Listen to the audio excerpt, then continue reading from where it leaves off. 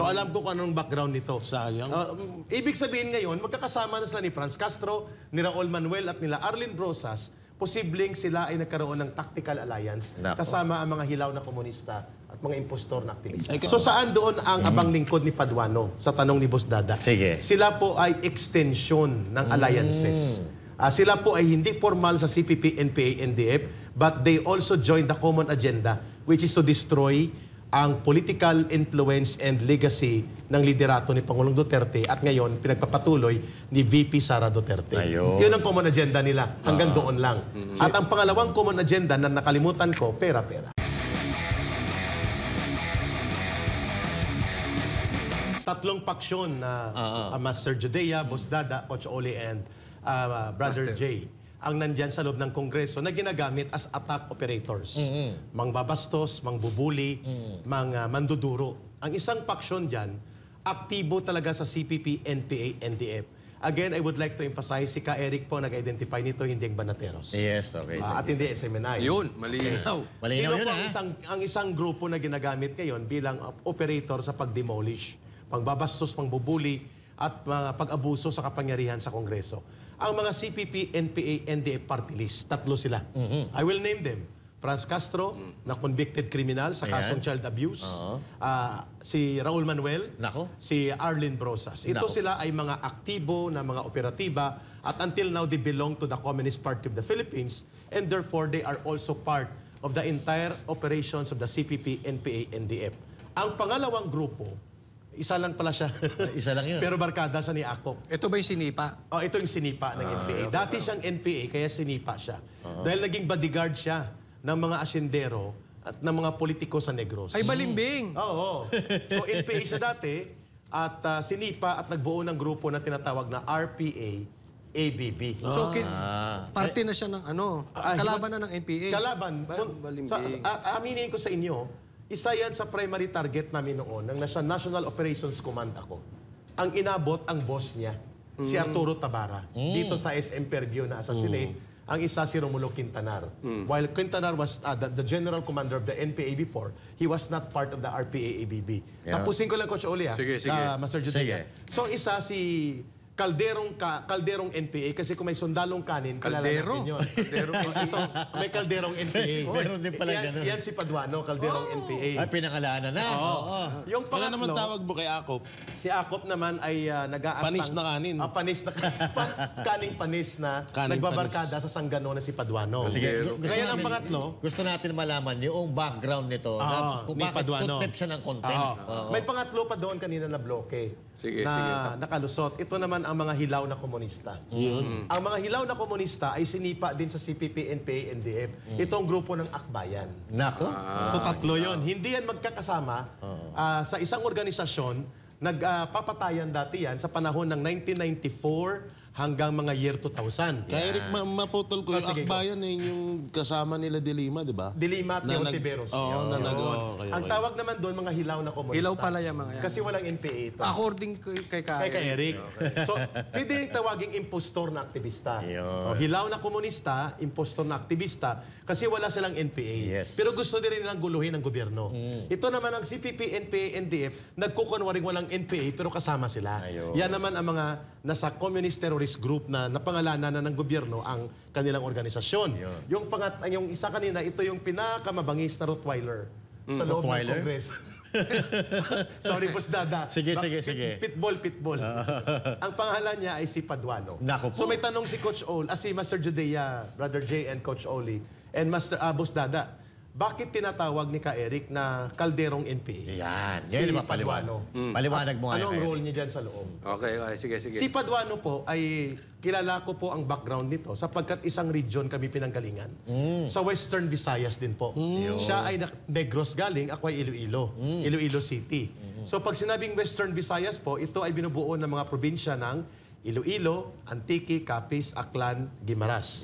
And Iloilo City, including Negros Occidental, Bacolod City. Na ngayon ay Negros Island na region. Okay. Doon siya nanggaling. So noong mga 1980s, hindi pa po ako NPA, hindi pa ako CPP. Ang kanyang kakolektiba, ibig sabihin isang unit sila, naatasan sila na magsagawa ng urban operations. Ang tawag dyan ay partisan operation. Armed City Partisan. So dineploy sila na may birahin silang target na pulis sa Paglaom Sports Complex sa Bacolod. Nako. So ito yung mga early 80s, no? Papatayin nila. Natasan siya na siyang bibira. So team of 3 yata sila. May 2 backup, siyang birador. Birador pala. Oo. Nang bumunot siya ng kanyang 45, ayon sa kwento ng team na yon na naabutan ko sa Panay Island, na galing Negros, ang pangalan na gamit niya na noon ng sa RPA na siya Karapali Luwalhati. Kasi mahilig sa luwalhati. Yun? Itong birador na to. Itong nagpakilalang birador. Sino to ulit? Para alam nila. Si Paduano. Boy Contempt Paduano. Si Calderong NPA. Ngayon, nang bumunot siya ng baril, lumingon yung pulis at bumunot ng... May baril din ng pulis. Sa sobrang tapang niya, nabitawan niyang 45. Ninervyos! Dinaga? Kaya Ay, pala. Dinaga. Di kasi, ito sinasabi ko to, pag binibigyan ko ng ano yung mga galawan ni Paduano, lalong-lalo na nung kaharap niya si PRRD. Yes. Kung mapapansin nyo, kasi ito, gawain po ng isang nervyosong tao, yung hindi mapakali. Hindi! Yung mga ganun-ganon. Mga ganyan-ganyan. Kadalasan kasi ginagawa ng mga nervyosong tao yan. Yung parang uneasy ka. About naman doon sa pagiging balimbing ni Paduano, totoo. Kasi may kita naman natin ngayon, tingnan mo siya yung Overexcited na overacting. Overacting doon sa Jay, ang Congress. sinasabi ni Jay doon na pagka-nervyuso niya, nang kung hindi nagkaroon ng backup, ang team na yon patay siya. Kasi ang bumira sa pulis, hindi siya. Bitawan niyang 45 niya eh. Muntik pang tumakbo. Sayang, no? Kung So, wala ang bumira siya, sa kanya, ang bumira yung kasama niya. kung wala siyang kasama, yari siya. Ayun ang problema niya. Sapagkat gusto niyang i-project na siya ay matapang. O siyang ginagamit nila Akop. Ewan ko kung bakit naniwala at believe si Akop sa kanya. So eto, Ito may gusto kong ikwento dyan, ha. Ito yung problema ngayon dyan kay Paduano, brother. Sapagkat gusto niyang ipalabas na siya ay matapang di prinsipyo. Pero sinipa yan ng CPP-NPA NDEP sapagkat nagbabodyguard sa mga asindero at mga politiko sa Negros. Ang isang naging bodyguard sila at bumuo ng kanyang party list at nagfinance dahil kalaban ng NPA noon sa Negros, si late Danding Cuangco. nako. Now, ang Abang Lingkod party list niya ay pinunduhan nila Danding Cuangco at ng mga asyendero laban sa NPA. So, nang tinarget yan ng NPA si Paduano, nanalo sila noong 2013, I think. Hindi yan nagpapakita, nagtatago yan sa office ni Albi Benitez. Nako. Kahit na sa kongreso na siya, hindi siya Tumatago. nagtatago kasi at that time, active pa ang order na birahin siya ng NPA. So alam ko kung anong background nito. Sayang. Ibig sabihin ngayon, magkakasama na sila ni Franz Castro, ni Raul Manuel at nila Arlene Brosas, posibleng sila ay nagkaroon ng tactical alliance Nako. kasama ang mga hilaw na komunista at mga impostor na aktivista. Kay Eric, baka ano na yan, baka nasa grupo na nila Brosas, nila Castro yan. Walang formal na pagbabalik sa isang organisasyon, pero mayroon silang common enemy at common O kaya agenda. baka nagbuo sila ng Alliance. sarili nilang grupo. Hindi pwede. Hindi rin pwede. Nagbuo lang sila ng common agenda. Yung common agenda nila, wasakin ang matapang at decisibong liderato ng mga Duterte. At dubli kabi sila, lagaring hapon. May pundo na, may kita pa. At the same time, nakakapagpostura sila as if they are crusaders sa loob ng Kongreso. Yun. Well, in fact, hindi. Sila ang mga numero. Kung may banateros, mayroong sabotaheros. Sila yon. Sila. Pero ito ka, Eric, Ito yung sabotahero. Ka Eric, ididiin lang natin. Kasi ito personal knowledge mo to eh. Alam mo kung saan ang galing. Kasi you belong to that particular group. Before. Diba? Before. Kaya nga, ito, hindi sila pwedeng tumanggi. Kasi ikaw mismo na nagsasabi na nandun ka sa loob nila dati. Kilala ko sila. Oo. So, ito pala si Paduano, lumabas po pala ito nung humina na yung NPA. Nung nagkaroon ng split, Oo. 1992, 93, 94, ang naiwan na platoon ng NPA sa Negros, out of 16 platoons, isang platoon lang. Nako. 15 platoons nag-RPA-ABB. Kaya pinagdidisarmahan nila ang mga NPA. At no less than former General Raimundo Jarque, na nag-defect sa NPA, ang nag-confirm na ang grupong yan ng RPA-ABB, including Paduano, at the late Arturo Tabara, ay mga bodyguard ng mga asyendero at politiko sa Negros. Nako. Boss D, baka may gusto kang idugtong o itanong kay Ka Eric na maliwanawan tayo ngayong gabi. No? Hello, Ka Eric. Ay, Boss Dada. Ang tanong ko lang, since sinasabi mo na konektado itong si Paduano sa makakaliwa, safe to say na itong kanyang party list ngayon, kasama doon sa mga listahan ng mga identified na legal fronts ng CPP-NPA. Boss Dada, hindi siya officially part kung hindi alliance. Kasi ang party list ng CPP, NPA, NDF na silang bumuo at nagpapatakbo, 4 ang naiwan.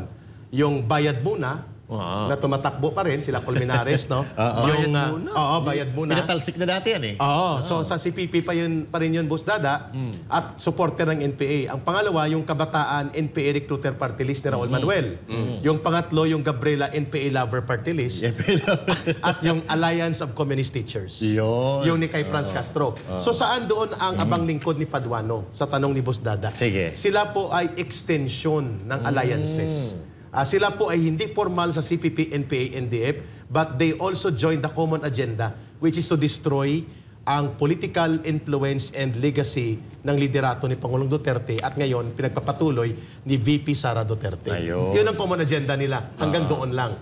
At ang pangalawang common agenda na nakalimutan ko, pera-pera. Pera-pera. Tsaka, eto, nagsasabuatan sila hindi para... Sa prinsipyo. Hindi sa prinsipyo, hindi para sa pagpapaganda sa bayan, kundi para pabagsakin ang pangalang Duterte. At ang buong gobyerno guluhin. Kaya At tawag ko sa pera-pera. kanila, Boss Dad, pera-pera. Ang tawag ko, Boss Dada, sa kanila, ang banateros ay kontra korupsyon, kontra kurakot, kontra abuso sa gobyerno. Ang sabotaheros na sa loob ng gobyerno para magsabotahe. Nako. So ang kanilang common agenda, Boss Dada, magsabotahe sa gobyerno. Yun. So they are hitting 2 birds in 1 stone. Yes, kasi may kita na. May kita na, nadi-destroy pa nila yung Duterte Exactly. legacy. Yun ang tinatawag na lagaring hapon. Kasi ngayon, kahit walang naniniwala sa kanila, patuloy pa rin yung kanilang mga propaganda na yung drug war on drugs ni PRRD, katulad ng sinabi ng ng isang kongresista diyan na budol daw. At may malala pa siyang sinabi, I will identify him. Sige. Iwan ko bakit naging police general at naging abogado to si Akop. Tinawag niya na Grand Criminal Enterprise, ang war on drugs ni PRRD. At isa daw na Grand Criminal Conspiracy against the Filipino people. Linyada ng CPP, NPA, NDF yung kanyang ginagamit. Talaga? Linya ng CPP, NPA, NDF, ang line na yan, na binabanggit ni Congressman Akop na dating general sa police at naging abogado pa at nagpapakilalang investigador at ang hindi niya lang idinagdag ay siya involved sa Kuratong Baliling, yun ang hindi dinagdag niya. Sabi niya, ako'y abogado, investigador, pero dapat dinagdag niya, Kuratong Baliling. Kuratong, So it means Sino to? Si Akop? Si Akop. It means to say, Ka Eric, na itong kongreso natin ay infested na ng CBP-NPA. Kasi yung mga lumalabas sa bibig ng kahit yung mga dating pulis, parang ito yung salitain. Propaganda line mismo ni Juma Sison yan. Di ba? Ang line na the grand conspiracy of criminal syndicates pretending to be war on drugs at ang pagtawag sa war on drugs ni Pangulong Duterte as the grand criminal enterprise, linyada ng CPP Central Committee yan sa propaganda na binibitbit ni Akop at pinapalakpakan ng mga hilaw na komunista at ng kanilang mga sabotahero sa pangunguna ni Paduano. At ginagamit nila ito ngayon sa propaganda para i-malign, pakasamain ang imahen ni Vice President Sara Duterte at ang legasiya ng decisibo at malakas na pamumuno ni Rodrigo Duterte. Saan ba dati ito si Akop, kay Eric? Si Akop naman, sila ang enablers. Hindi yung sa PNP, Naging CIS, CIDG, superintendent, Naging commander ng CIDG, naging general, hindi ko alam kung nag-2-star general siya, pero ang alam ko, Brigadier General. Brigadier General. And then siya noon ay nag-resign sa panahon ni Ramos kasi itong Kuratong Baliling, na rub-out case na kanilang niratrat ang mga kriminal na ang may alaga, pulis din. So para mawala ang mga ebidensya, ang isa dyan senador involved, nagtumatakbo, yung author ng Joint Resolution in House Senate number 10. Kung bakit may liquidation by certification. Parang kilala ko yun Oo, yung senador. ganito buhok nun Naniniwala ba kayo? Sige. Mga partner, kayo ba ay naniniwala na kapag ang isang tao ay magaling magbintang, most likely siya yung tinuturo niya yung sarili niya. Totoo Sabi yan. niya, sa tuwing tumuturo ka ng isa, yung tatlong daliri nakaturo din Exactly. sa'yo. Tama. Kayo ba ay naniniwala dyan? Tama ka dyan, Boss Dada. At maganda yung tinura ninyo na binuksan nyo itong talakayan na ito. The real grand conspiracy to destroy the Filipino people and our country's democracy and to abuse the process of democratic institutions ay hindi po mga Duterte, kundi ang Kongreso na pinamumunuan ni Martin Romualdez. And that is the truth. Sapagkat hindi po mamamayagpag itong sila Paduano, sila Akop, itong mga CPP, NPA party list, at ang iba pang mga kagrupo, mga hilaw na komunista, kung walang pumupundo, walang nagpuprotekta, walang kumukumpas, at walang nagdedirect. Yan. At meron akong kukwento. Ngayon daw, ang death anniversary ni Joe Masison. Oo, tama ka. December Saktong dating mo rin. 16. Yes. Ngayon. Congratulations. Ay, happy anniversary, death anniversary. At malamang ngayon ang mga komunista sorry. at ito po ay hindi po ito lingid sa kalaman ng taong bayan. Naglulupasay po ang mga komunistang mga nagpapakilalang hindi kami komunista, hindi kami NPA, nang mamatay si Joma, bumaha ang luha nila sa entablado sa UP. Sa pagbibigay ng parangal. At ngayong gabi, ang mga komunistang mga terorista na nagkukunwaring party list ay nandun, nagbibigay pugay sa 1-year death anniversary ni Joe Masison. Kaya pala may concert kagabi. Yes, sa Malacanang. Parang nagsabay-sabay na sila, no? Parang may alliance talaga. Tama yung sinabi mo, Oo, alyansa ito ng mga conspirators. Tama si Boss Daday. Yung nagtuturo na gumawa ng masama sa bansa na hindi naman tanggap ng taong bayan, ay siya ngayon ang nabubulgar na gumagawa ng pananabutahe upang magkagulo ang bansa, magkaroon ng mga hidwaan pang politika, lumala ang paglaganap ng krisis sa kabuhayan at ekonomiya, at tumitingkad ang mga bangayan sa politika dahil silang may gawa. Bakit? Kapag nangyari po yan, mananatili po ang pagkontrol nila sa poder, at itong mga komunistang terorista ay mananatili po sila na sila ang magmamaniobra ng mga kaguluhan habang nagpapalakas ng armadong puwersa nila. So ulitin ko lang, Jay, Dada and Coach Oli and Master Judea, hindi sila isang grupo. Pero ang may pinakadelikado dyan na nasa bahagi ng alyansa ay ang CPP, NPA, NDF sapagkat may armadong grupo. Yes. Ito si Paduano, hindi. Wala na siyang armado, pero siya ay bodyguard na at bata-bata ng mga politiko, kagaya ng barkadahan nila ni Akop. At ang mga hilaw na komunista, pera at pondo ang nagpapagalaw sa kanila para maging bahagi ng sabotahe campaign. Nakakatakot pa dito, no? Hinahayaan ng gobyerno na mabuo at dumami sila dyan sa Kongreso. Sa Kongreso. At hindi lang sa Congress, may mga iba pa dyan sa iba't ibang panig ng government. Na samantalang, noon nawala naman yan at tinugis nga yung mga yan, nagkaubos-ubos. Pero ngayon sila pa ang mga may kapangyarihan na magpakontem sa isang attorney, Isa pa yan. magpakontem sa isang PNP, Sa isang general. sa isang general na samantalang gumawa or naging bayani ng bayan natin, naging inilaan ng buhay para sa bayan natin. Nakakalungkot lang isipin na bakit pinagbigyan ng pagkakataon ng presidente at lalo na ng speaker na makagalaw yung mga makakaliwa na yan. Which brings to the question ngayon, Coach Oli, and Master Judea and Boss Dada, ang binanggit ang tinura ni Jay.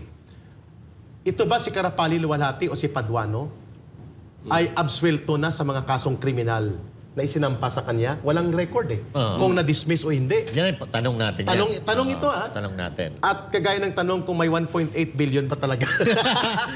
Delikado tayo dyan, Eric. Easy. Ano pa yun? Kapag galit ka pa daw, additional, 500K.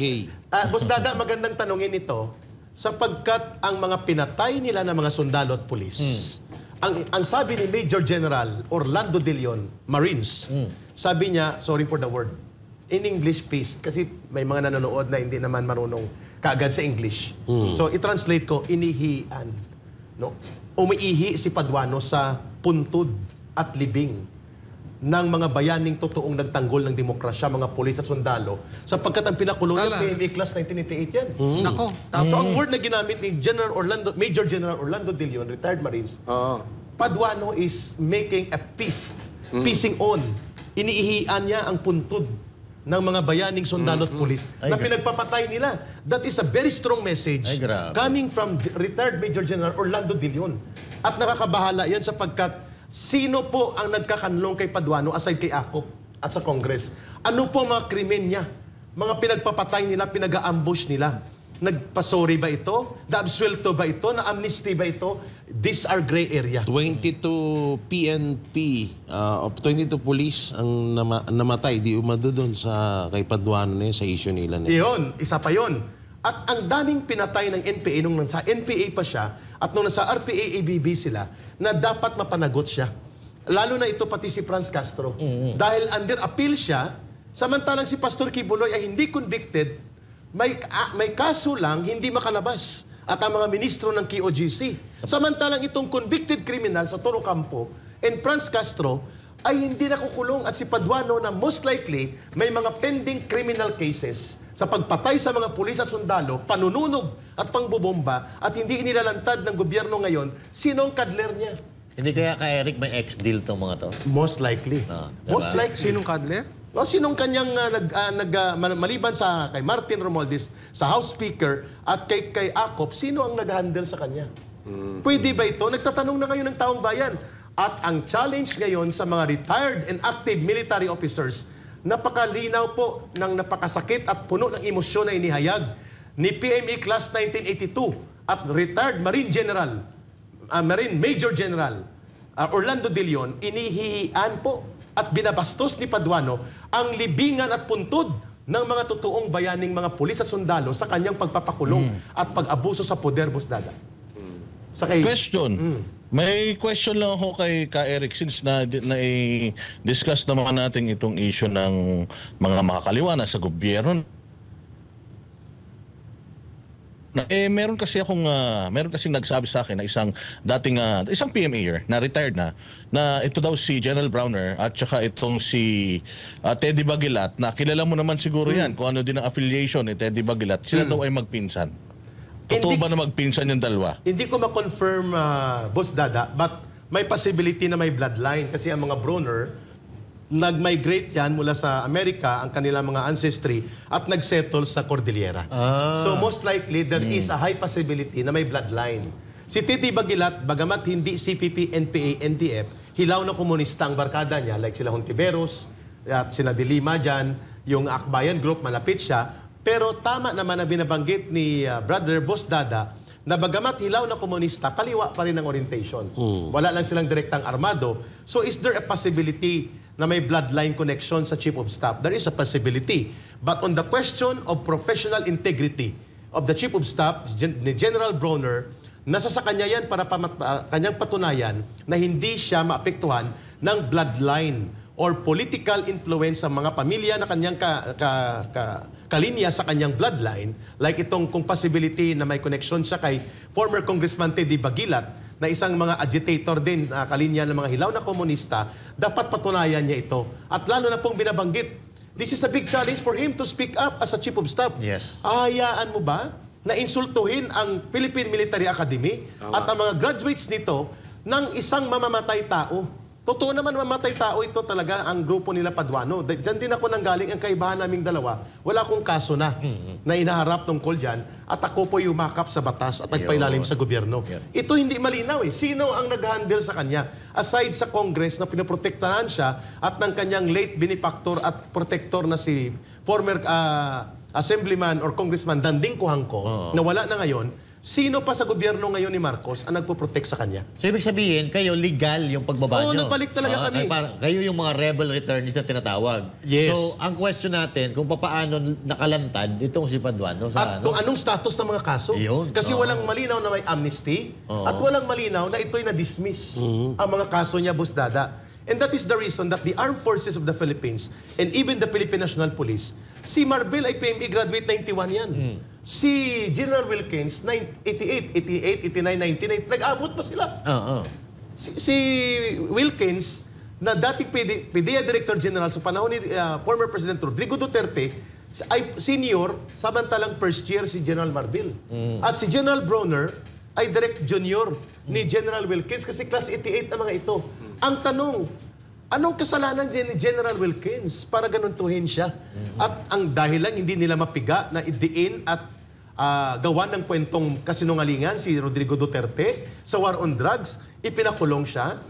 Ito'y napakalaking iskandalo na pwedeng sumambulat sa isang napakalaking krisis among the ranks of active and retired members of the PMA alumni group and even sa loob ng active officers, men and women sa AFP at sa PNP. Saka ito napakarami ng pagkakamali na hindi pa naipapaliwanag, no? At katulad nito si Grijaldo, di ba kaya? Isa pa yun. Si Grijaldo, siya po yung nagsiwalat na pinipilit siya ng 2 kongresista na magsalita laban sa mga Duterte na hindi siya pumayag. Correct. Kaya ang kapalit, nung ginawa niya na yon, kinontempt siya. Kahit Tsaka hindi basta-basta contempt yung ginawa sa kanya eh. Pinaaresto. Siya ay nasa ospital, bagong opera, pinapuntahan doon ng mga sergeant at arms ng inaresto, idinala doon sa kwarto na pinagdalhan kay Attorney Zulaika Lopez.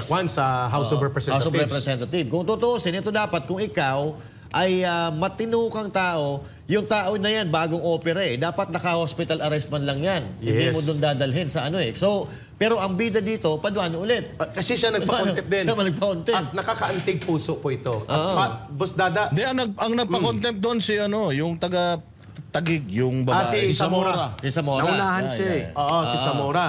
Ang kay Paduano, si Wilkins. Ayun, oo. Ang kay Lopez, si Franz Castro. Oh, kaya nga dyan nga tayo inis na inis eh. Dyan nga tayo inis na inis ka, Eric. Kasi bawal tumawa dyan sa Kongreso. Tama? Tama. Pagka nagtatawanan kayo, nagsasalita kayo, bawal. Pero pag sila, pwede. Nagbibiruan pa sila. Nung kinontempt nila yung si Coronel eh. Boss Dada, naka-experience ako niyan, Coach Oli, Nang kami kinontempt na una ako kay Mambadoy na mga 8 oras. Siya kasi gabi na alas 10 na or 9, ako ay mga alas 2. So mga 8 oras akong nauna ng contempt. Ang isang nagbigay ng pananakot sa akin, si Akop. Nako. Sabi niya, baka hindi mo magustuhan ang gawin namin sa'yo. Aba? Yun talagang word niya. Huwag mo kaming pilitin gawin namin ang hindi mo magustuhan. Sinagot ko siya, so be it. If the nation will see na walang karapatan ng mga resource persons dito, gawin nyo. At si Paduano, tumayo talaga ako, Boss Dada. Sinadya ko yun na gawin. At hindi ko pinagsisihan dahil sinasabi niya na out of order daw ang request ko. Ang sabi ko, very basic. Ang mga resource persons na walang abogado, hindi basta-basta kine-cross-examine dito. Kasi karapatan yan sa kasaligang batas. At kung ano man ang sinabi ko nung nakarang hearing na walang abogado na nag-guide sa akin, marapat ko na hingi na yun ay i-delete. Nagalit siya. Tapos nagagalit na siya, tumayo ako. Sabi niya, wag kang bastos. Sinabihan ko talaga siya, hindi Lagi ako naman bastos. galit yun eh. Palaging galit.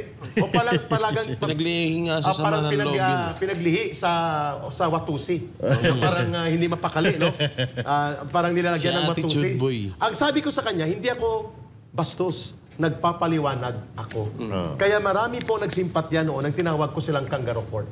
Sapagkat walang hustisya, Boss Dada, muro-muro, bullying, at walang kinikilalang batas. Ang opening statement ko was very clear.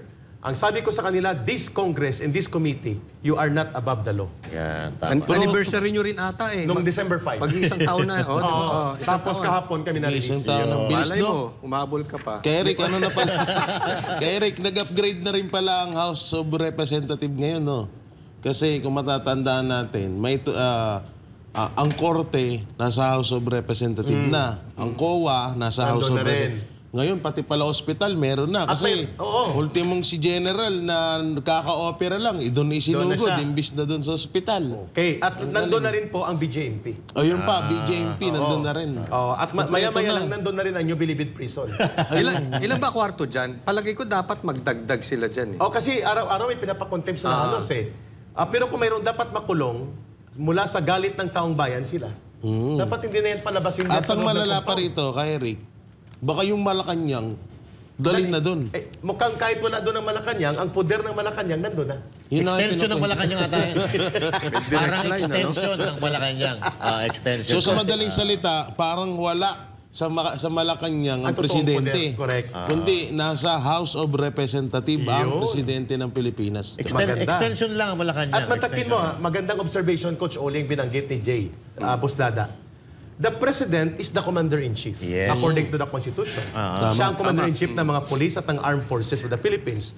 Pero ang tumatawag sa Chief of Staff na si General Bronner, hindi si Marcos Jr. Kundi si Martin Romualdez. Si Martin Romualdez. At saka ang nag-a-announce ng increase. Nag-increase, Speaker of the House. At saka yung nag-a-announce ng gagawa ng komite or gagawa ng task force. Si Martin Romualdez. Ang nagtutrooping the line at nagsasaludo-saludo sa mga troops. Si Martin Romualdez, ang hindi po ipinaliwanag ni General Bronner, this is on his responsibility. Kinaltasan sila ng 18 billion pesos na para sa modernisasyon at pag-upgrade ng kapabilidad ng ating bansa na lumaban sa external threat at binigyan sila ng toothpick na equivalent ng tag 200 pesos increase sa subsistence allowance from 150 to 350 na pera ng taong bayan yan. So okay na sila. isa itong kalukuhan. Ang sabi ng isang full colonel kanina before ako umupo sa Banateros program, active full colonel, hindi ko sasabihin ng pangalan, Boss Dada, kasi malamang ma-floating. Sabi niya, niluluto kami ka Eric sa sariling mantika. Ayun. At binabastos ang aming integridad sapagkat hindi naman nila pera yan, kinaltas nila ang totoong programa para sa development ng armed forces, imbis na dagdagan yan, ay kinawa nilang parang pulubi kami na akala namin may increase kami. Yun pala tinanggalan kami ng napakalaking pondo na 18 billion sa modernization. Sa totoo lang ka, Eric, hindi lang sa ano yan eh. Hindi lang sa AFP ginawa. Kundi ginawa na rin yan sa PNP. Ang pinakamasakit pa dito, yung mga politiko, pag binibigyan sila ng budget, bilyon.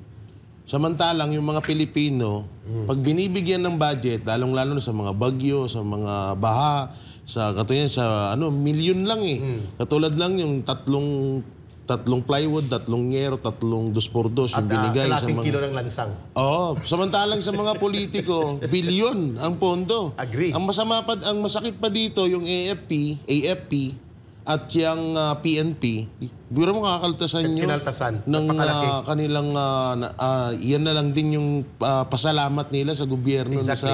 sa likod ng kabayanihan nila, tapos ganyan ang gagawin nyo. At ang Nakakalungkot malupit pa yun. dyan, yung NPA pa mismo, ang mga nagkakaltas ng mga ano na yan. Ng mga budget.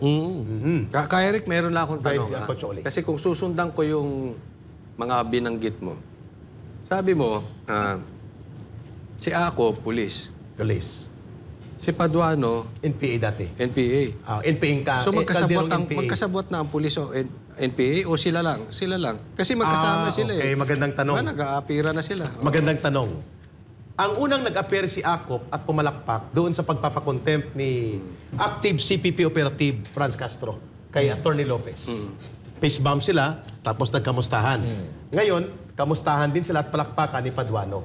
Kasi magkumpare sila sa Los Sabotajeros na grupo sa loob ng Kongreso. Kaya Mga mananabutay. Sa tanong ni Coach Oli, is there now an alliance among the PNP or retired PNP generals like Akop? Sa tingin ko, limited sa kanila. Sa kanila. Therefore, kailangan ma-expose ito sa PNP na ang ginagawa ni General Akop ay hindi po kapakanan ng security forces ito. Pinapalakas niyang loob ng mga ex-NPA at active NPA operatives and supporters at pati po ang grupo na nananabutay sa gobyerno sapagkat ginagamit nila for political demolition job. So sa tanong ni Coach Oli, ang sagot ko ni Ka Eric, there is no formal alliance right now na pati sa PNP or AFP ay nagkakaroon ng alliance ang mga communist operatives at mga supporters ng NPA sa loob ng Kongreso. I think limited ito sa loob ng Kongreso. Yun. On a limited agenda Yun. to do systematic and comprehensive demolition job against Rodrigo Duterte and Vice President Sara Duterte. Yun. So, base dun sa sinabi mo kanina ka, Eric, no, na tawag dito, dito nga sa mga NPA na nagsasabuatan at limited, no? Limited. Pero dito kay sa AFP, no. So yung pagbabawas dito ng budget 18 billion. ay 18 billion. Sa tingin mo, ano yung magiging epekto nito sa Armed Forces of the Philippines? Diba? Dahil yung Armed Forces binawasan. Tapos itong mga kongresista na may leaning sa mga komunista, may Pinunduhan 6 sila. billion daw sila ata eh. Oo. So ano magiging implikasyon nito? Napakalaki po sapagkat kung nagrereklamo tayo, binubumba tayo dyan sa West Philippine Sea, sa South China Sea dispute, mahina yung mga barko natin, yung ating war technology capability kulang na kulang, ay ibig sabihin po, isinasangkalan ngayon ng gobyernong ito through dito sa kaltas na napakalaki sa modernization program ng budget ng AFP, ang ating mga sundalo na katay-katayin lang at insultuhin at apak-apakan ng mga tropa ng China at ng iba pang dayuhang bansa na pwedeng umatake o magkaroon ng karahasan or aggression against us. Yeah. Number 2, nagpapakita ito ng isa napakalaking iskandalusong sitwasyon. Hindi natin binabudgetan ang ating mga sundalo, binibigyan natin sila ng toothpick at na allowance at gusto nating pasalamatan sila. Subalit ang ating bansa, pinapapasok natin ang mga missile system ng Amerika. Yun. Like ang Typhoon missile system. Iniaasa natin sa illegal na pamamaraan ang pagtatanggol ng ating pangsiguridad at pangteritorial na pangangailangan sapagkat bawal po na may pumasok na mga nuclear active missile systems like ang Typhoon mid-range missile na pwede pong nakasalang na ngayon sa North Luzon, sa Ilocos area, sa China at sa mga paligid ng South China Sea. At dahil dyan, parang nakampante ng government natin na hindi na tayo mag-budget sa AFP.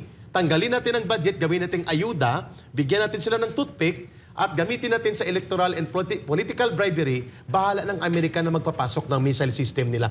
That is a scandalous travesty of the Constitution. Grabe. Illegal po ito. Illegal nga eh. Katulad ng uranium na nakapasok. Uranium na 100 kilograms 100 kilogram. na nawala biglang investigasyon. Walang update, walang news, walang statement from the President or from the Malacanang. Parang alitagtag drug case din. Nawala rin. Nawala rin. Oo. So para talagang wina-wash out talaga nila lahat ng mga pinag-uusapan na tatama sa kanila. Correct. Parang ganun ang nangyayari. Boss D, baka may gusto kong ihabol na question kay Eric or Okay anything. naman, wala naman na. Oo, lahat naman na ipaliwanag naman ni Ka Eric at importante lang kasi para sa akin talaga malaman yung affiliate ng isa sa mga yung pinakamataas na posisyon diyan sa armed forces doon sa mga makakaliwa. Yes, Importante na yung pinuno, hindi ba? Importante malinis. Correct. Walang affiliation sa mga makakaliwa, lalong-lalo na kung ikaw ay nasa armed forces. Kasi ang daming mga sundalo na na nagbubuwis ng kanilang buhay para lang sa pagligtas sa ating mga Pilipino. Kaya talagang importante para sa akin na yung mga itinatalaga ng pamahalaan natin ng mga pinakamatataas na posisyon diyan sa armed forces pati sa mga sa PNP talagang kapita-pitagan at kailangan walang bahid. Yeah. Boss Dada, narinig kaya ni General Bronner. Kasi kahapon, nagpalabas siya ng statement na kinukundina niya ang CPP, NPA, NDF at hindi daw siya papayag bilang pinunong general ng Hukbong Sandatahan na manunumbalik ang CPP, NPA, NDF. Mukhang naririnig niyang tanong na ito ni Boss Dada. Oo, pero may punto si Boss Dada. If you are leading a security sector agency... Napakaganda nun. Yes, go. Go ahead, Boss Dada. Hindi, totoo. Ganda sana nun, kung totoo yun. Yung sinasabi ni General Browner, napakaganda nun. Kasi gano'n naman dapat, hindi ba? Dapat talaga walang doubt sa puso, sa isip ng mga Pilipino kung pinaglalaroan ba tayo. Kasi sa totoo lang, sa panahon ngayon, napakahirap magtiwala. Ang dami kasi ngayon mga lip service Dami nagsasalita, pero iba naman talaga yung ginagawa at iba naman talaga yung mga yung mga likaw ng bituka. Kaya gustuhin man nating maniwala, sa panahon ngayon, napakahirap ibigay talaga sa kanila yung tiwala na yan. Tama ka, Boss Dada, and I conform to that, lalo na sa loob ng Kongreso. If the generals, the leadership of AFP and PNP will remain silent na sa pagpupuna ng ganitong, sabi mo nga, Coach Oli, unholy and very questionable na mga accommodation of alliances sa mga komunistang, teroristang grupong nasa urban operation, hilaw na komunistang impostor na nagkokunwaring aktivista, at grupo ng mga dating NPA na ngayon ay magkakasabwat na, kung hindi po yan mapupuna, ang ating nangyayari ngayon na sitwasyon, sabi ni Boss Dada, parang hinahayaan natin na ang ating gobyerno ay pasukin ng mga mapangwasak na puwersa at tayo pa nagpapacilitate kung hindi natin ito tututulan, lalo na kung hindi magsasalita ang security leadership ng ating bansa. That is a valid observation. Yeah. Maganda naman yung sinabi ni Browner. Yung sinabi lang ang maganda doon. Pero yung pinaka-meaning doon, wala talaga. Kasi isipin mo, isa kang general, isa ka sa mga leader, hindi mo ba alam ang nangyayari sa Pilipinas ngayon? Hindi mo ba alam nangyayari? Hindi mo ba nakikita na halos puro NPA na yung nagmamanipula sa lalong-lalo na dyan sa Congress? Correct. Diba? So parang nakakalungkot lang na isang leader, parang wala ding alam. No, gumaya ka pa dun sa isa, lahat na lang nang tatanong sa kanya, wala siyang alam. Ikaw din, wala ka rin alam.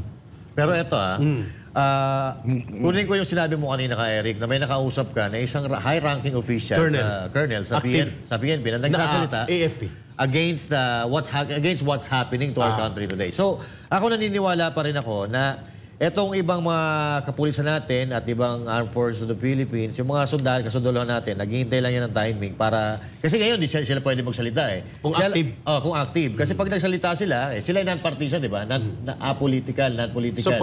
Supposedly. Dapat hindi sila nagsasalita. Pero dapat, magsasalita ka man lang doon sa mga nakikita mong hindi maganda sa ating gobyerno, di ba? At lalo na kapag delikado na, ang pangsiguridad na kalagayan ng ating bansa. Yes. Boss Dada, habang nandyan ka pa, banggitin ko na to, Coach Oli, Brother Gian. Parang may oras aalis si pa. Boss Dadaan. Oo nga eh. Kasi parang... nandyan pa. Nandiyan pa. Medyo nag-freeze lang. Okay. Pero nandiyan pa siya. Ito pong gusto kong banggitin. Ang pagbusisi sa confidential fund at ang inatake nila si Vice President Sara Duterte is already opening a nightmare. Bangungot po ito sa security sector. Bakit? Hindi lang po dito pwede nilang tirahin si Vice President Sara Duterte. Pwede rin nilang tirahin later on kapag nawala na mga Duterte si Marcos. Na mga komunista. Madali na lang. Oo, kasi madali na mahina siya. At titirahin na nila pati ang Intelligence Service of the Armed Forces of the Philippines, National Intelligence Coordinating Agency, National Security Council, sapagkat walang pumipiyok na binubusisi nila ang mga intelligence project, binubusisi nilang intelligence operations at confidentiality of information related to confidential programs in pertaining to security programs. Hindi lang po ito usapin na may ina-allege silang korupsyon kay Inday Sara, which the Commission on Audit hindi po nakakita ng ganong report. Yes. Ito'y napakadelikado kapag hindi pinuna ang ganitong taktika na gagamitin ang committee hearing upang atakihin ang confidential and intelligence security fund ng gobyerno sapagkat binubuyangyang natin ang ating pangsiguridad na kakayanan sa mga kalaban ng Estado na nagtatago ngayon sa loob ng Kongreso through party list operations na kinakanlong ng liderato sa House of Representatives. Ayun. Matitindi yung binitawan mo, kaya. May question. Sige, Boss Dit. Bitawan mo na yan. May tanong ako, isang mabilis uli ng tanong para sa akin, para kay Ka Eric. Sige. Masasabi mo ba, Ka Eric, na sa tinagal-tagal na laban ng CPP-NPA na maging mainstream dati silang underground masasabi mo ba na ngayong panahon ni Bongbong successful ang CPP-NPA? Kasi dati nagrarally sila sa kalsada lang pero ngayon nakakapasok sila sa halls of the Congress at doon na sila binibigyan ng boses ng mismong Congress. Sa tingin mo, sir? Yeah, tama ka, Boss Dada. There is a high Klaro ba? level ng pag-unlad ng kanilang taktika sa parlamentaryo. Dati sa kalsada sila at mantakin mo, hindi sila masyadong napapansin at hindi nga nako-cover masyado unless magkaroon ng pukpukan sa rally. This time around, cover na cover sila, pinupunduhan sila, pinoprotektahan sila, at may plataforma sila in the formal channels of the government like Congress. Pambihirang pagkakataon po ito, Boss Dada, na nangyari.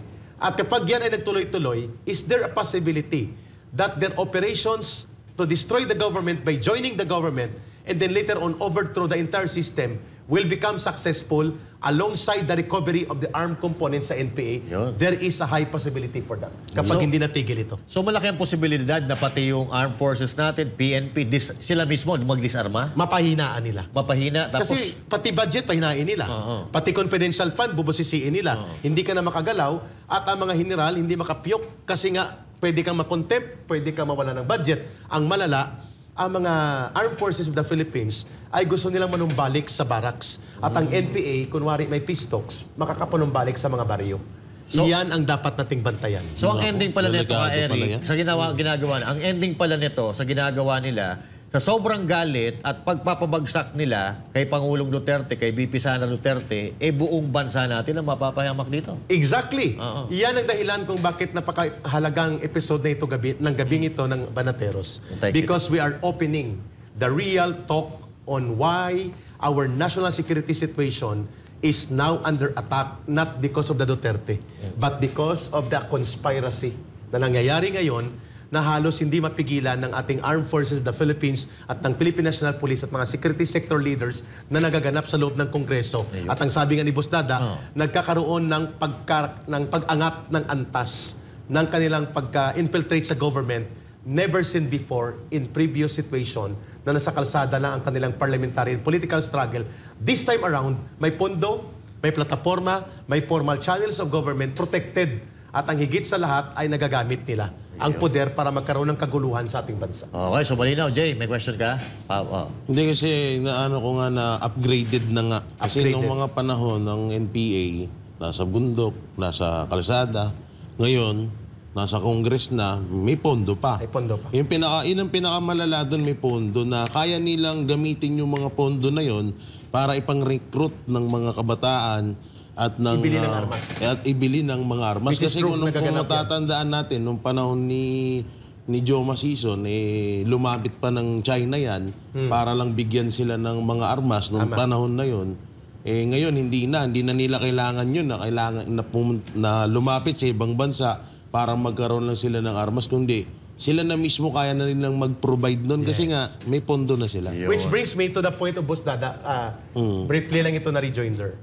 Napakaganda ng sinabi ng Chief of Staff kung sasamahan niya ng gawa. Yun. Walk the talk. Walk the talk, ika nga. Hindi yung Yun puro ang salita. Kasi parang nangyayari pagka may question, sasagot lang. Pero hindi naman natin nakikita sa gawa. Pero yan, marami pa tayong pag-uusapan regarding dito sa ating talakayan ngayong gabi. Pero pansamantala, mag-break po muna tayo. Huwag po kayong aalis at magbabalik po ang programang Banateros.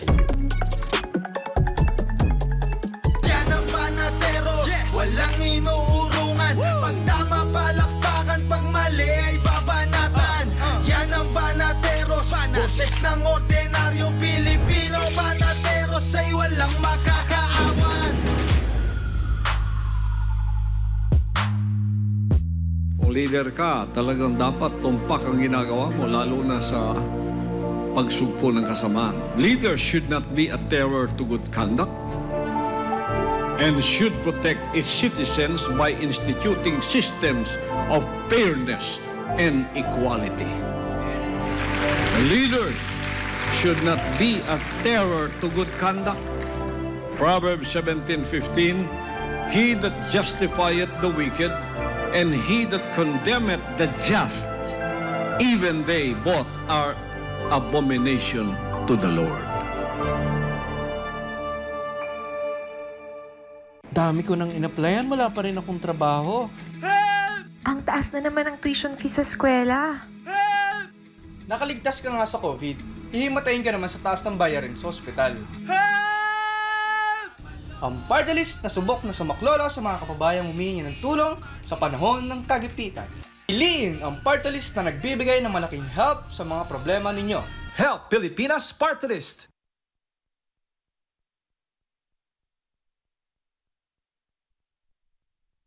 Yan ang Banateros, walang inuurungan. Pag tama palakpakan, pag mali ay babanatan. Yan ang Banateros, boses ng ordinaryong Pilipino. Banateros ay walang makakaawan.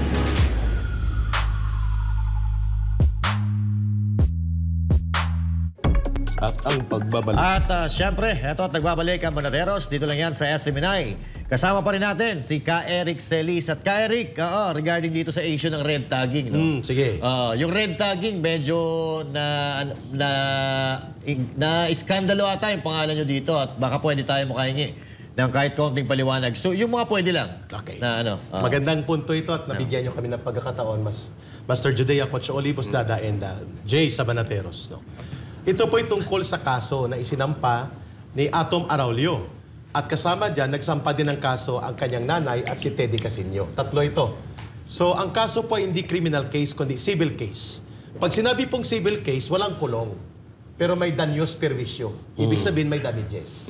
Kaya ang... huli pero di kulong. Huli or may desisyon pero hindi kulong. Yun po klaro tayo doon. Yan. So yung kanilang kaso na isinampa ay moral damages due to wounded feelings. Yung parang pinangakuan ka ng pag-ibig tapos tinalikuran ka. Nako! Ay, sakit nun. Pagkapag-ibig na naman yan Wounded na Wounded naman. feelings. No? Parang ganun ang ibig sabihin. Nasugat ang puso. Nasugat ang puso tapos sleepless nights. Yan. And emotional stress. Yo. Dahil daw, tinawag namin silang konektado sa CPP, NPA, NDF. Yan ang nature ng case. Pero ang totoo nito kay Eric, hindi ba? Huwag mo nang dugtungan. Baka malagdagan pa. Nagulat ako sa punchline ni Coach Oli. Ani Master Judea. Hindi naman ba totoo? Yun nga ang sabi ng mga taong bayan. Bakit hindi ba totoo? Tanong lang naman yun. Ang sagot dyan, pag yung tanong ni Master Judea, siya makakapagsabi nun. Ayun. Hindi ako. Dininay ba niya? Hindi. Dininay nila. Dininay nila. Sabi nila, hindi kami CPP, NPA, NDF. Pero hindi nila kinukundina ang CPP, NPA, NDF. In fact, pinapalakpakan pa rin nila at pinagtatanggol. Na ito pong nangyari kay Atom Araulio case, no? Nagkaroon po kami ng requirements under the rules of procedure sa court Kahit civil case, may stricto na rules. One of the rules, Boss Dada, Coach Oli, Master Judea, and Jay, ay ang mag-submit ka ng pre-trial brief. Yung pre-trial brief, parang folder yun ng iyong mga posisyon, mga testigo mo, ebidensya na gagamitin mo, parang summary ng iyong gagawin sa court. So both ang complainant at kami na mga defendant, na-delay ng 1 day ang aming abogado. Kasi at that time, nandun din siya sa Congress. Sino ba abogado yan? Ang abogado natin ay taga Pinoy Legal Mind. Volunteer lawyer siya. Si Attorney Mark Tolentino. Ayun, si so hindi Attorney ko Mark. naman siya sinisisi kasi at that time, loaded sila nila, Attorney Rolex Soplico sa Congress. Kasi kinakatay ang ating SMNI franchise. Yan. Ng mga taong member ng tinatawag nilang Quadcom ngayon. Sila din, the same people. So na-delay ng 1 day. Pero mahigpit pa lang rules sa court, Boss Dada. Pag na-delay ka sa pre-trial brief, parang basketball, default. So hindi kami pinapresent ng ebidensya, testigo, at kung ano-ano pang trial defense. Wala kami sa hearing. For more than 1 year, ang nag-hearing sila Ato Maraulio lang. Wala kaming ebidensya maliban doon sa aming affidavit lang. Hindi kami nakapag-present. Hindi kami nakapag-cross-examine. That is a miscarriage of justice. Paano ba nangyari kay Eric? Kasi nga na-delay sa pre-trial brief, nag-rule ang court. Wala na kayo. Magde-decide kami according lang sa sinubmit nyo. But you will not be able to present. Ngayon, humabol si Atty. Mark Tolentino sa Court of Appeals, dininay ng judge. Kasi sabi ng judge, while you are appealing to the Court of Appeals na payagan kayong makasama sa trial, itutuloy ko ito because discretion namin yan na hindi entertainahin hanggat walang ruling ang Court of Appeals. Pwede kami mag-proceed. Minadali ang trial at minadali ang desisyon. At itong nangyari, naging tuloy, ang unang namayagpag at nagbulgar nito ay ang CPP online platform na bulatlat.com. Sa pangalan pa lang, napakasama ng name. Bulatlat. Parang bastos ang pangalan. No? Bastos eh. Bulatlat.com. Sa ibang salita parang binulgar or naungkat. Naungkat. Doon po nalabas ang desisyon. Doon ko nakita, may desisyon na. We were not even informed about that. Kahapon or Friday lang yata naka-receive si Atty. Mark Tolentino ng desisyon ng court. So hindi pa po ito tapos. Sa mga gumagamit po dyan ng kwentong ito na may red tagging na naganap, wala pong red tagging. Ito po ay issue ng moral damages. Sapagkat hanggang ngayon, dito sa Banateros, clarify natin walang batas na nagsasabi na may krimen na red tagging. Even sa konstitusyon, even sa revised penal code, or any special law. There is no law defining or penalizing the word or the crime red tagging. Therefore, something that is not being covered by the law is not existing. So, ibig sabihin, dito sa nangyari sa inyo, hindi na naman dito nasunod yung due process? Yun. Exactly yun ang argument ni Atty. Mark Tolentino sa Court of Appeals. Bigyan kami ng pagkakataon na mag-present ng evidence, mag-cross-examine sa kanilang testigo at mag-testify ang aming mga testigo din. Hindi ito pinayagan. So, ibig ko pong sabihin dito, aabot po ito definitely hanggang sa Korte Suprema. At ang punto de vista dito na sinasabi natin, hanggang ngayon po, hindi po napatunayan ng desisyon sa Ato Maraulio case na may red tagging na nagaganap. Sapagkat there is no law that defines or penalizes red tagging. Walang krimen na red tagging. Pangalawa, there is no provision or any decision of the Supreme Court na nagsasabi na may red tagging. At pangatlo, yung binabanggit nila na tagumpay sa Diduro case. Diduro was a collective ko dati sa CPP sa Iloilo na nagtago ngayon sa Germany as asylum seeker. Inakyat sa Supreme Court ang kanyang writ of amparo. Petition ito for protection laban sa isang Army General na nag-retire na sa 3rd Infantry Division. Ang sabi ng Korte Suprema ay mali dito ang RTC. Dinismiss Ibalik sa RTC Region 6, magkaroon ng hearing. That was the decision. Pero may tinatawag, Jay, Coach Oli, Boss Dada, and Master Judea, na isang rider. Ang tawag dyan sa prinsipyo ng batas, obiter dictum. Kung sa atin, Coach Oli, footnote. Hindi siya desisyon. Parang inilagay siya, isiningit. Kung sa sentence, by the way. So the decision was Parang about... PS, I love you. Yung PS, I love you. Alam niyo, nung narinig ko yung salitang rider, biglang may umano na naman yung sa one tenga rider. ko. Dapat may Bigla manalo na naman ako nainis. So klaro mga kababayan, hindi po kami makukulong. But we do not want to give that kind of moral victory to the CPP, NPA, NDF, sympathizers, operators, benefactors, and supporters. Kaya lalaban po tayo dito.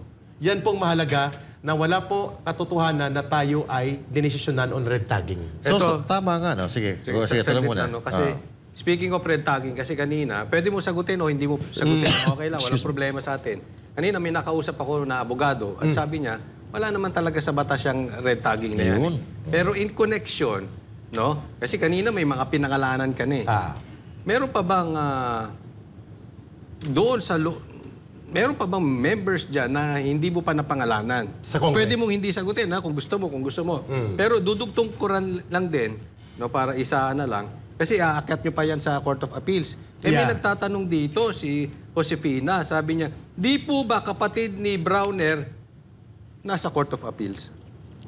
Yeah, I think, oo. Kapatid niya, yung babae. Na-appoint yata na justice sa Court of Appeals.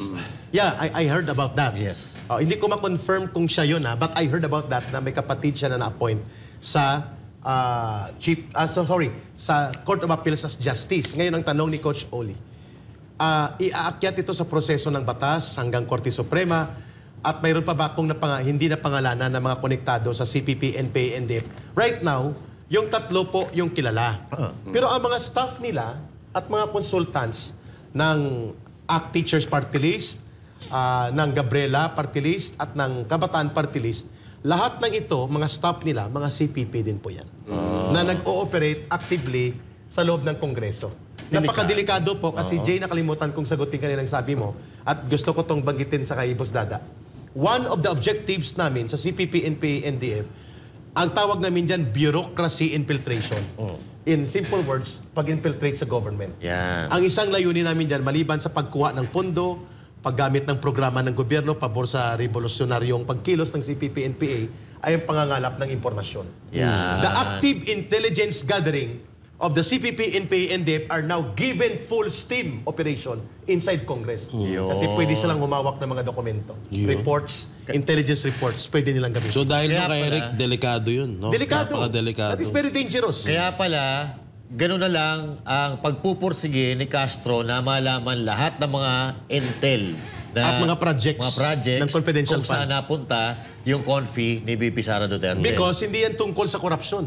Kasi wala siyang mapatunayan. Tungkol yan sa pangangalap ng impormasyon para gamitin laban sa gobyerno. Mula sa loob ng gobyerno.